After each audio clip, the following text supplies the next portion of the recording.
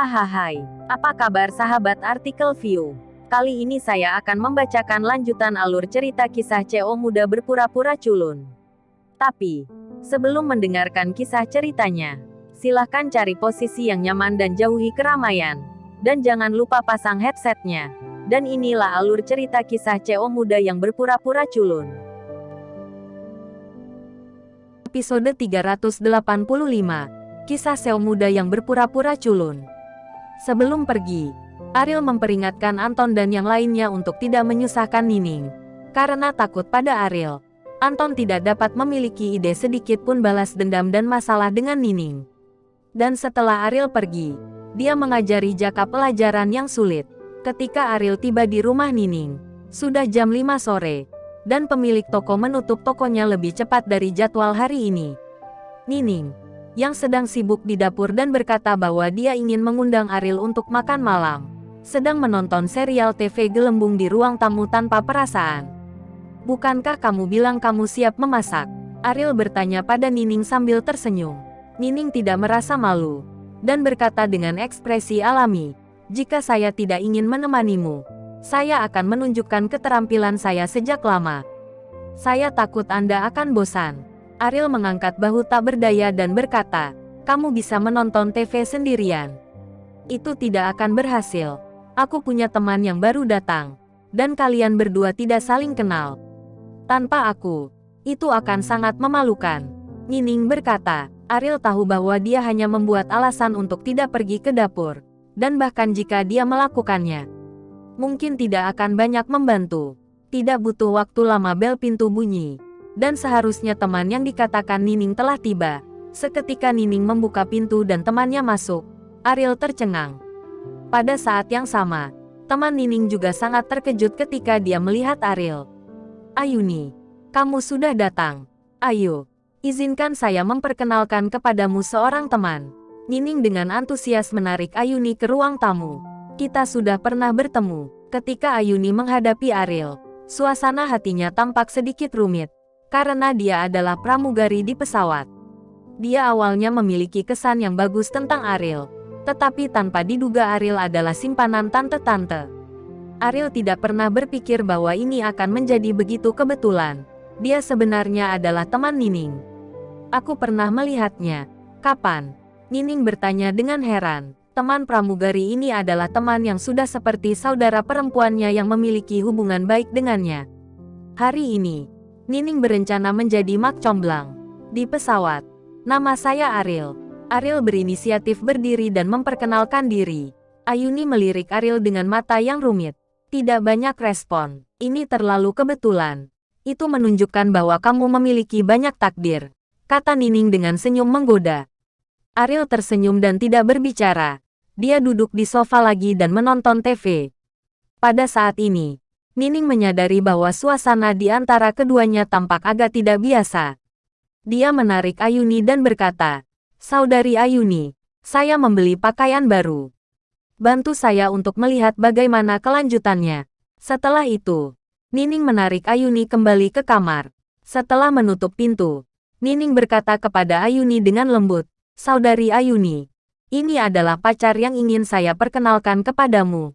Tetapi, untuk melihat hubungan kalian, apakah kalian tidak bermusuhan?" Ayuni menggelengkan kepalanya dengan senyum masam. Bagaimana dia bisa memiliki dendam terhadap Ariel? Hanya saja dia tidak bisa menerima identitas Ariel. Ayuni adalah orang yang sangat percaya diri. Tidak kurang dari 3 pelamar di sekitarnya memiliki kekayaan. Mengatakan bahwa mereka ingin mendukungnya dan tidak ingin dia terlalu lelah untuk bekerja. Tetapi Ayuni tidak menerima salah satu dari mereka. Dalam hati Ayuni, dia sangat membencinya. "Apa yang Anda dapatkan secara gratis? Apakah itu adalah dirimu sendiri atau orang lain? Apalagi menjual tubuhmu dengan imbalan uang?" Melihat Ariel masuk ke mobil mewah dan kata-kata penjaga keamanan, niat baik Ayuni terhadap Ariel telah menghilang. Saat ini Nining ingin perkenalkan Ariel padanya. Bagaimana Ayuni bisa menerimanya? "Tidak," Ayuni berkata, "karena tidak ada kebencian. Mengapa kamu melakukan ini? Apakah karena dia tidak tampan?" "Tapi saya pikir tidak apa-apa." Di mata Nining, penampilan Ariel tidak perlu dikritik. Dia pasti pria tampan kelas 1. Yaitu, latar belakang keluarganya mungkin tidak terlalu bagus. Tapi sekarang, dia sekarang mandiri, dan dia baik-baik saja. Pria dengan siapa dia, hampir merupakan pacar terbaik. Jika Nining tidak selalu memperlakukan Ariel sebagai kakaknya, dia akan mengejar Ariel. Kamu tidak tahu orang seperti apa dia, kata Ayuni. Saudari Ayuni, apakah kamu tahu? Nining dengan rasa ingin tahu berkata, jangan katakan itu. Aku khawatir itu akan menghancurkan citranya di benakmu. Ayuni, kamu telah berhasil membangkitkan rasa ingin tahu saya. Cepat dan ceritakan apa yang terjadi. Nining menggoyangkan lengan Ayuni dan berkata dengan tidak sabar.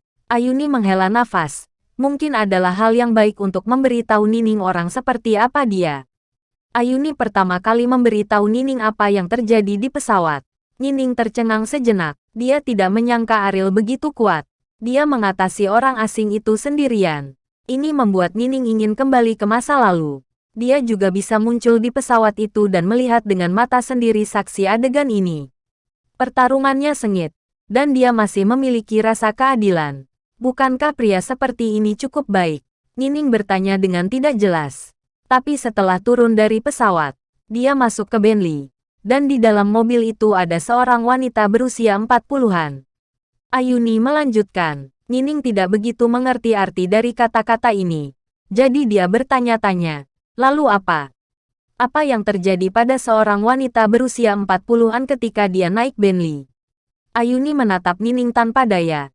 Dan berkata, apakah saya harus memberitahu kamu? Apakah kamu mengerti? Kamu tidak dapat berpikir. Nining menggaruk kepalanya dan berkata, Saudari Ayuni, jika kamu memiliki sesuatu untuk dikatakan, katakan saja. Otak saya tidak terlalu pintar.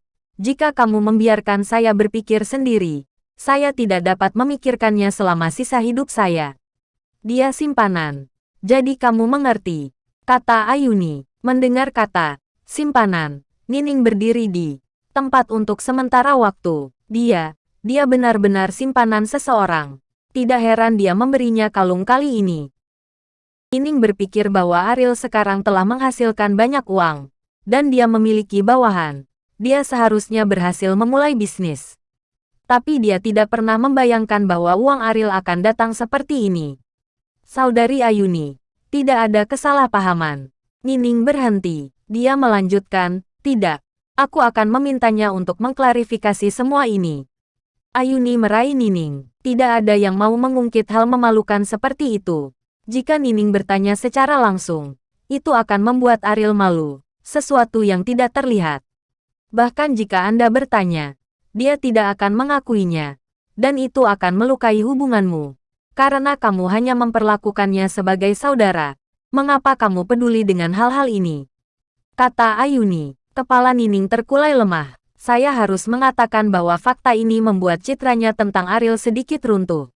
Selama bertahun-tahun, meskipun pemahaman Nining tentang Ariel tidak mendalam, tapi sekarang Nining tahu bahwa dia dibesarkan oleh seorang wanita tua, dan celahnya terlalu besar. Saudari Ayuni, dia memberi saya kalung hari ini. Bukankah wanita tua itu akan membelinya dengan uang? Nining tiba-tiba merasa bahwa dia sepertinya tidak terlalu menyukai hadiah ini. Setelah berbicara, Nining mengeluarkan kalung itu. Ketika Ayuni melihat merek ini, dia sangat terkejut. Dia tahu banyak tentang barang-barang mewah. Nining lebih sadar akan nilai kalung itu. Jika itu produk asli, harganya puluhan juta. Sepertinya dia memperlakukanmu dengan sangat baik. Ayuni menghela nafas. Jika dia mendapatkan uang itu sendiri, hadiah itu akan lebih berarti. Tetapi dia menggunakan uang dari wanita yang datang untuk memberikan hadiah membuat Ayuni semakin menunduk. Mengetahui nilai kalung itu, Nining sama sekali tidak senang. Seolah kalung itu tidak ada hubungannya dengan dia. Nining duduk di tepi tempat tidur dan berkata tanpa daya, ketiga bersaudara itu sangat kuat. Mengapa mereka dirawat oleh seorang wanita tua? Apakah dia sangat kekurangan uang? Kamu tahu, bukan hanya wanita yang memuja uang. Banyak itu sama untuk pria. Bukan hal yang aneh untuk menjual tubuh mereka demi uang. Dan dia adalah wanita bangsawan yang memiliki Bentley. Tahukah kamu apa yang bisa dibawa wanita seperti itu? Dia tidak perlu berjuang untuk sisa hidupnya. Ayuni berkata, dengan tatapan jijik yang dalam di matanya. Sebagai seorang wanita, Ayuni tidak pernah berkompromi demi uang. Tetapi Ariel bersedia bersama wanita tua demi uang. Nilai seperti ini membuat Ayuni sangat jijik. Hei, Nining menghela nafas dan berkata dengan lemah. Setiap orang memiliki kebutuhan mereka sendiri. Mungkin Ariel itu memiliki ketidakberdayaan sendiri. Bersambung.